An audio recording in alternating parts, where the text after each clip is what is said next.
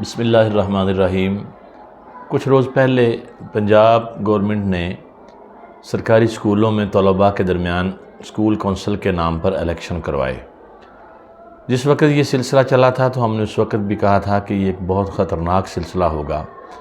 یہ کچے ذہن کے بچے اور ان کو اس طرح سیاسی پارٹیاں بنا کر یا سیاست کے نام پر صدر فلاں فلاں اس طرح کے الیکشن میں نہ گھسیٹیں، اس کا نتیجہ اچھا نہیں ہوگا۔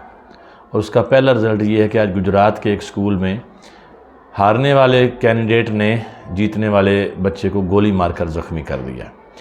یہ ایسی نفرت کا سلسلہ شروع ہوگا جو رکنے والا نہیں ہے۔ خدا کے لیے اسکولوں کو تعلیم کے لیے رکھیں، نہ کہ سیاست کرنے کے لیے۔ بچوں میں آپس میں اختلافات، یہ تو بڑی کچی عمر ہوتی ہے، بڑی محبت پیار کی عمر ہوتی ہے۔ چھوٹے چھوٹے جھگڑے ہو جائیں تو دوسرے دوست مل کر صلح کروا دیتے ہیں، تو صبح کو لڑ پڑے، شام کو صلح ہو گئی۔